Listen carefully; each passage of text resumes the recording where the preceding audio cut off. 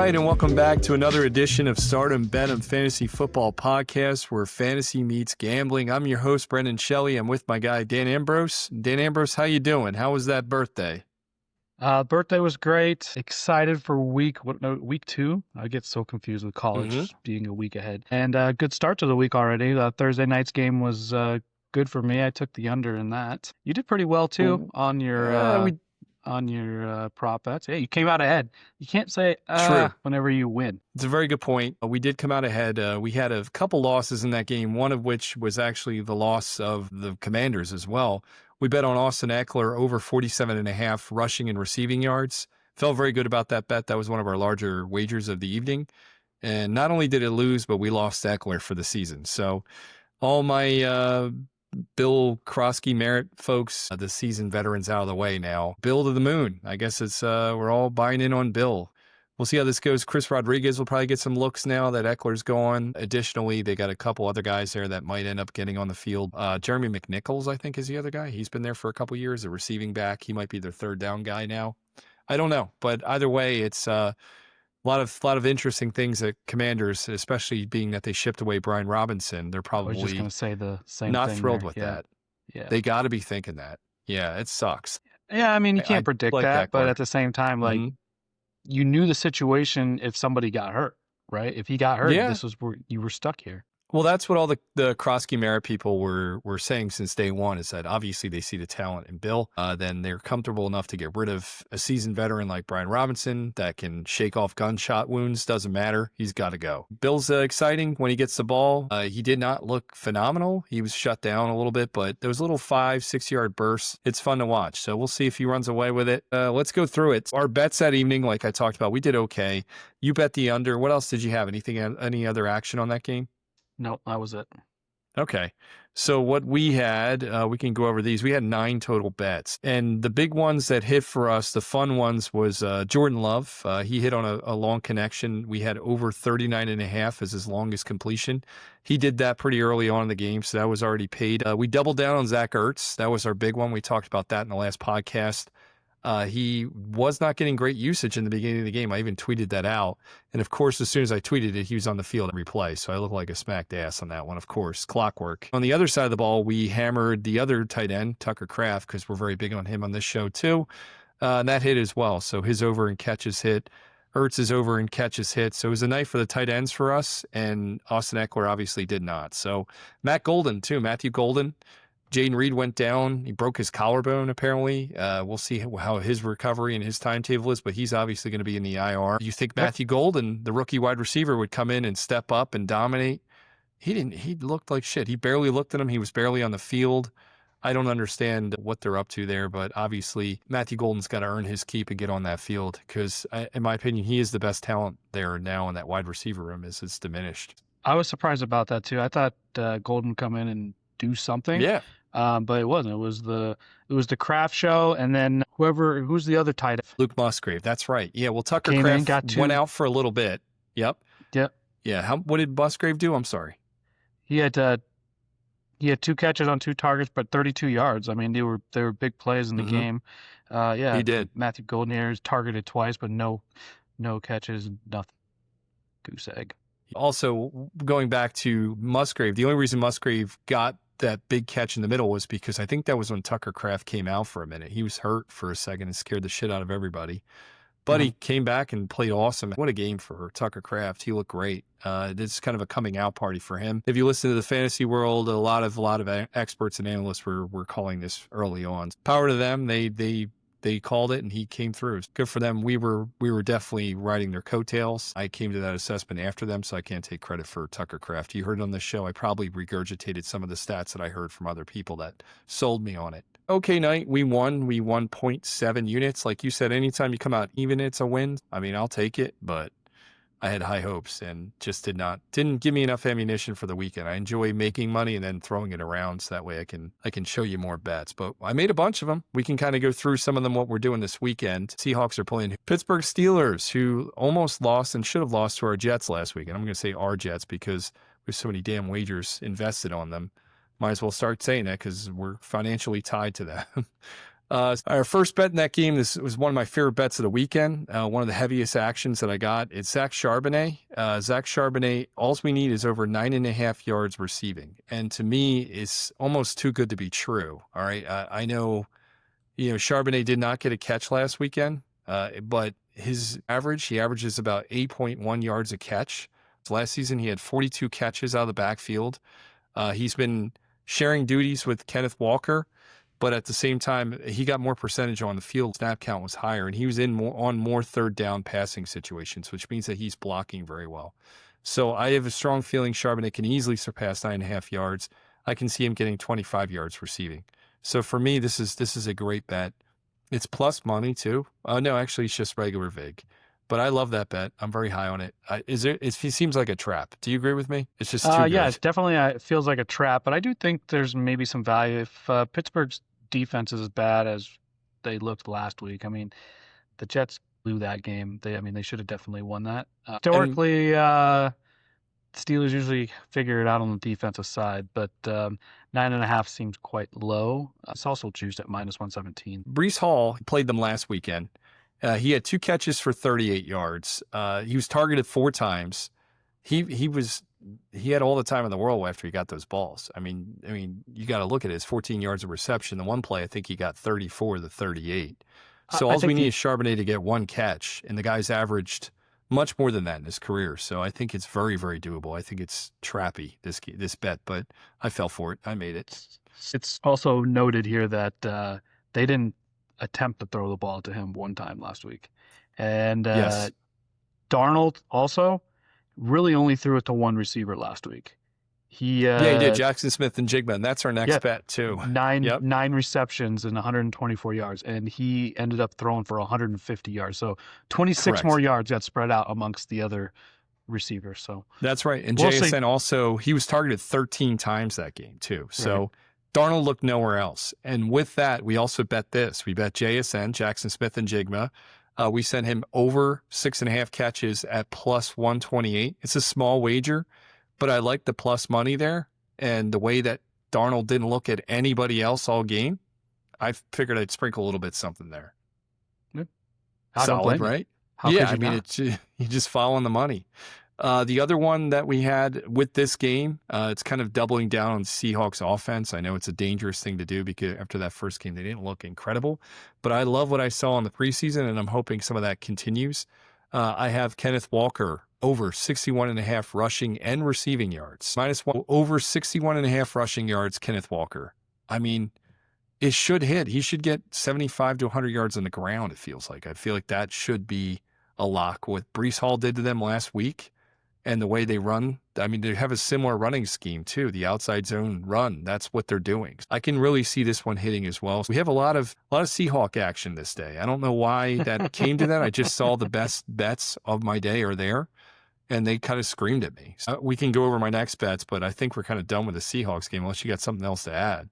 No, I don't have any wagers on this game. I just kind of wanted to stay away. I'm not really still sure what the Steelers are. I think I do know what Seahawks are, and it's bottom of the division type team. Time will tell. I don't know. I still am a little bit invested in that offense. I think they have enough key players where they can be exciting. Need a quarterback. I know you're not high on Darnold. I think he's serviceable, and I think he can sustain fantasy players. He's done this in the past. The next one that I love, this is my other pick that seems like a trap. It's too good to be true, Dan. I know you're going to agree with me. It just screams trap, but it screams to me to bet it. I cannot not bet it. It's on Hunter Henry, who we ranked in our top 12 tight ends this season. I think I had him as my 6th overall tight end. He is Drake May's security blanket. He played 93% of the snaps last week. He was targeted 8 times. The bet that we're betting right now is over 3 catches at +102. What am I missing here? It feels like this is such a trap.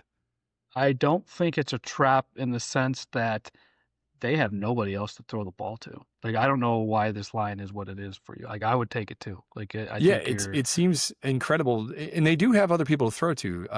Kayshon Boutte, he's played pretty well. You got Stephon Diggs. He's there now, remember? Sure. These are different guys that should be getting target shares, but once again, Hunter Henry has been continuously Drake May's guy. Targeted him 8 times last week. I mean, it's just Dolphins just looked atrocious. So everything about this game screams Hunter Henry's going to hit this bet.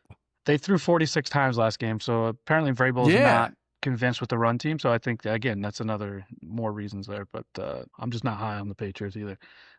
Another one of those bottom of the barrel teams, so they'll be playing from behind, which is good for your wager. Yeah. I do have the Dolphins. My favorite bet this week is the Dolphins. Dolphins Okay. -1, I think, or 1.5. I got them at. By far my favorite bet this week. Okay. So you're thinking they click, or just the Patriots continue to not play well? The Patriots are bad. They didn't look good versus the Raiders. They are I agree with you bad. 100%. I was not impressed. In that game that the Dolphins played, I'm going to go out on a limb and say that's the worst you'll ever see them play this year. I don't know how Okay. bad. I don't know how much worse they can get. It's a bold move, Cotton. Let's see if it pays off. Yeah. I mean, I want them to do well, too. Remember, we're higher on Devon A-Chain here. Basically, our Hunter Henry bet, which led into the conversation about the Dolphins. Okay, next bet that I like a lot. I'm pretty confident in, only because we've seen what he can do, and he's definitely made me look like a fool. It's Travis Etienne, the guy that I thought would be second string on the depth chart of the Jaguars, is the true bell cow there. Last week, he showed us that. Cohen showed us that he trusts Etienne to be the main man there, and he did awesome. He ran the ball very well, had a great burst, caught the ball out of the backfield. He ended up with 3 catches for 13 yards. Travis Etienne, over 15.5 receiving yards. It just makes sense. Cohen loves to get the ball to the running backs. He had Rashad White. Last year, Rashad had 51 catches out of the backfield. He doesn't have a problem doing design plays, bubble screens, etc., to get the guys that are dangerous the ball. With that, Trevor Lawrence is not afraid to check down. Last year, between the running backs and tight ends, he targeted them together 215 times, which is bananas. So he's always looking to get that ball out quick, looking for that open man. ETN over 15.5 yards receiving just makes so much money. Makes sense to me. Hopefully it makes so much money, but it makes so much sense to me. And we got 2 other Jaguars bets with that one. I kind of went along with what I was talking about with Lawrence targeting the tight end position, and I hedged that onto Brenton Strange, their starting tight end, and hopefully he's stepping in well for Evan Ingram. This week, I bet him over 4 catches at plus 119. I like the value there a lot. I think that plus 119 is what sold me, and the realization that Trevor Lawrence, he will definitely throw to his tight ends and running backs. And then finally, one more bet, and this is kind of the one to save them all probably in the end, because nobody's going to be open, and Trevor Lawrence is going to run for it. That's the goal. Last week, he had design runs. I love to see that they're designing plays to get Lawrence running the ball as well. They're not afraid of his previous history of injuries. Last week, he rushed 4 times for 12 yards. And all we need this week is Trevor Lawrence 15 yards on the ground, and it's plus money. What is it at again, Dan? I can't remember. What's the Trevor Lawrence bet at? Trevor is at plus 120. There you go. So plus 120, bet $10, you make $12. It's just give me the money now. So what are your thoughts on my Jaguar bets? There's a lot of them. I didn't realize there was this many until I started going through them. So first off, I'll just say that your haterade is quite high. You go with Rashad White for Cohen throwing down to in Tampa last year. It's like Bucky Irving doesn't even exist. We're back to the Bucky Irving hate. As far as your bets go for the Jags, I don't like the Jags this week. Bengals are -3.5. Which is probably good for your bets because that means they'll be playing from behind. I think that Trevor Lawrence rushing for 15 yards isn't crazy. I would look for them to throw and see if ETN can get those 15.5 yards receiving for you. To be honest, the only one I don't think is like the lock in this game is Brenton Strange. I think that's the wild card. I need to see more from him. Our next bets that I have too, I don't have them in front of me, Dan. Give me some other bets that I did here. We'll go to the Browns-Ravens game. So you have Mark Andrews, 4 or more receptions at plus 107. Yeah. I can't believe we're going back to the well, but here we are. This is me being greedy. Pisses me off. When you think you know football and you study and you watch tape and you see how these guys look coming back from injuries, you feel confident. You can either take your licks or you can be confident in what you saw. I'm still confident Mark Andrews is the man. I bet on him this week. I think Vegas believes he's the man too. Otherwise, this would have been a higher plus. So we're betting Mark Andrews over 4 catches at what? Plus what is it? 107.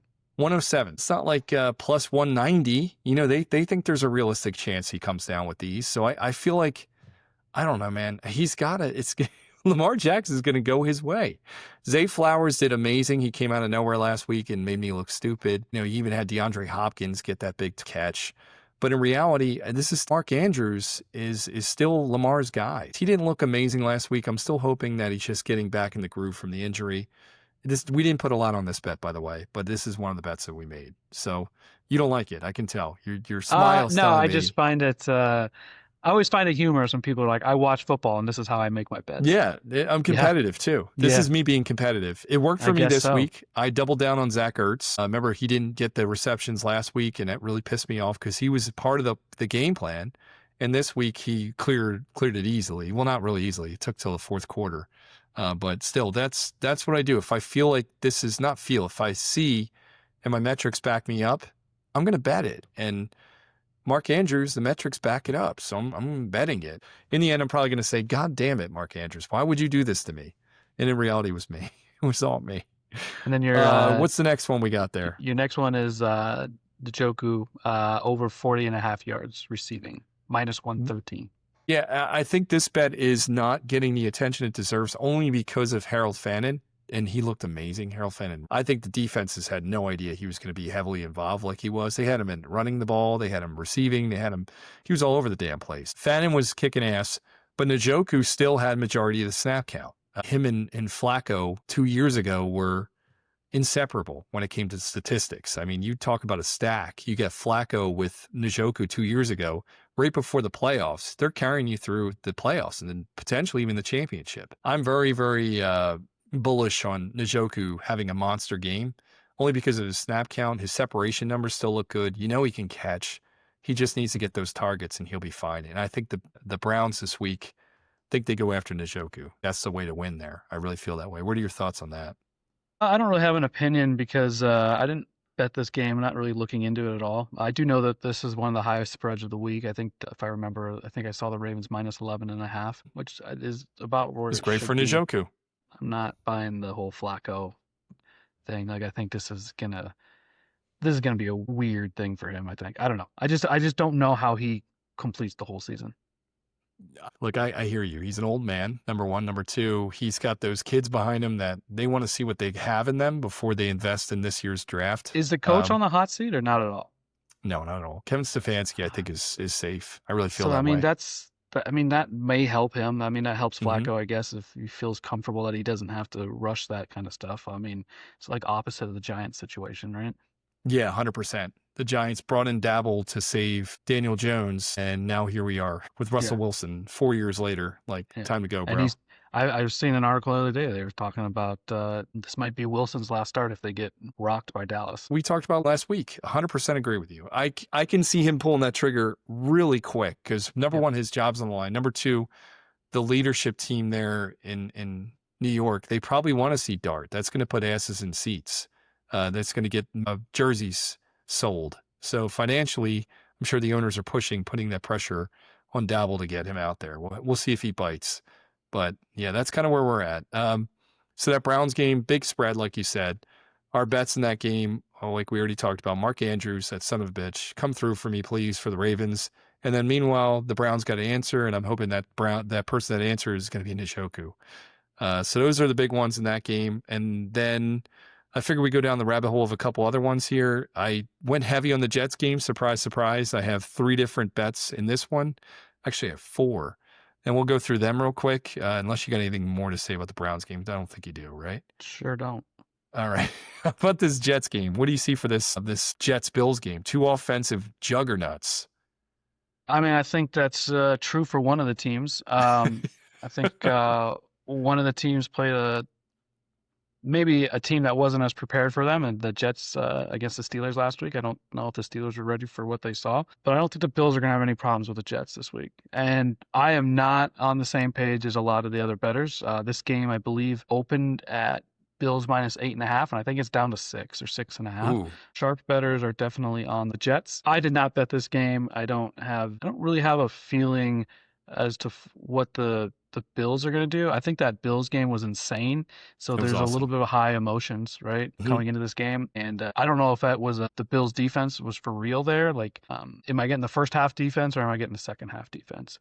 So Yeah, we'll that's see. a good call out. And what would that have been without that fumble? No, there's a lot of different things, right? I mean, it was the field goal before halftime.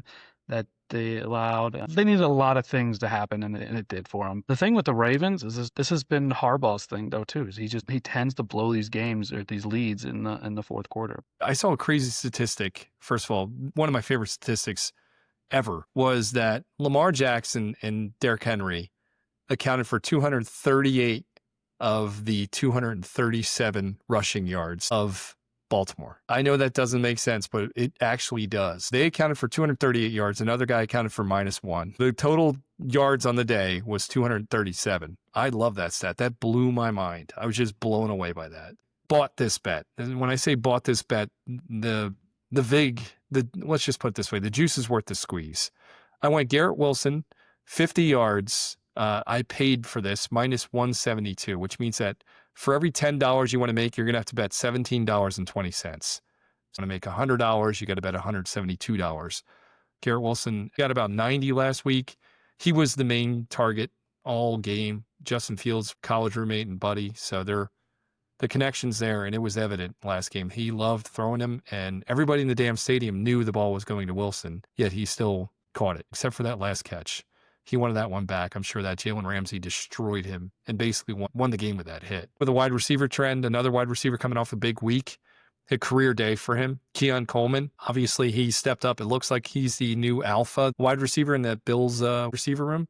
I got him at over 50 yards, and he's at plus money. The books aren't buying in on him yet, plus 108. And then obviously somebody needs to throw the ball to Garrett Wilson to get that 50 yards. Let's keep with our boy Justin Fields. I'm going to keep betting him. I got him at 190 yards in the air or more at -104. So those are my three wagers on this game. And then I threw in a fun one too. This is one you're going to cringe. I never bet touchdowns. I got one for Mason Taylor, 1 touchdown. It's a free bet. I think it's at plus 500 or something like that, or anytime touchdown. And Mason Taylor was second in the NFL in percentage of routes run and snaps for tight ends. So, well, Mason Taylor's on the field. He's running the routes. He's participating in the offense. Give me a touchdown. That's all I'm asking. Give me some receptions, too. I got that guy a lot in a lot of leagues. I invested heavy in Mason Taylor. He is our 12th ranked tight end, too. We're hoping he makes it through the season and ends up in our good stat sheet. My thought of this game in general is that Justin Fields and the Jets will leave Sunday 0-2, and it'll continue that way for the rest of the season. Okay, you mumbled there, but it sounds like you're hating on the Jets again. Did I mumble? Sorry. No, Justin Fields and the Jets will go 0-2. The trend will continue for the rest of the season. Okay. Do you like the value of my wagers at least? And what about Wilson buying down? Do you agree with that or not? Not a chance in hell I'd lay that much on a prop. And then Justin Fields getting to 200 is a miracle anytime it happens, so no. And Keon Coleman. Coleman, maybe. I mean, if they're not resting players because they're kicking the shit out of the Jets in the third quarter. The way my game script goes is that the Jets hang in there for 2.5, 3 quarters. Then the Bills start running away with it. The yards pile up for Fields, and we win our bets everywhere. Best case scenario for me. You know, I don't care if they win or lose. I just care if my bets That's hit. a Hail Mary, but yeah. Well, maybe it's a Hail Mary that puts me over that 190. We'll see. Before the half, he throws that bomb. You know, that gives me 50, 60 yards there to Garrett Wilson. I hit that one. So, yeah, man, that's pretty much what we got. Did I miss any of my wagers? I'm trying to think off the top of my head if I got any more. So, you got one more. It was the Chargers-Raiders game. That's right. Chargers-Raiders. And tell me what that bet is. You got Hampton at over 56.5 rushing at -113. I don't know how I feel about this one. Basically, he played 80% of snaps. Najee Harris was on the field a couple times, got in the mix, but I still think Omarion Hampton is the key to that offensive rushing game. I think Omarion Hampton is going to run all over the place. They didn't have any props up for Herbert's rushing. I probably would have bet them, but he had 15 carries last week. We just need him to get 56.5 yards rushing. And if he gets near 4 yards a carry, which he can do, last week he only averaged 3.2, wasn't that efficient, but he broke a few. And there's a big chance, in my opinion, that 56.5 yards is going to come before the end of the third quarter. I feel pretty confident in that. I think they'll get him heavily involved, and he should be running the ball. And I think the Chargers end up taking a lead and trying to run out the clock there. What are your thoughts? This game, I took the Raiders at plus 3.5. I don't know really what I think about the Raiders yet. I thought the Chargers looked really, really good last week, like potentially compete for a Super Bowl good. Yes, like I I have do them. like seeing what I saw out of the Raiders on Sunday, but again, they were playing New England, and I think New England's not going to be great this year. I think they get it together towards the end of the year, but it was good to see the Raiders doing what they're doing early, I guess, and maybe this Pete Carroll era will be good for the franchise. But I don't mind your 56.5. I think that's a fair number for sure. Yeah, it's not unachievable. That's why I think it's a reasonable bet. And the way we anticipated them to run the ball, they didn't. But I think this week, I think they're going to lean heavy on the run. And Harbaugh's going to do what he needs to do to just win games. I did one more bet. Did we talk about Colson Loveland?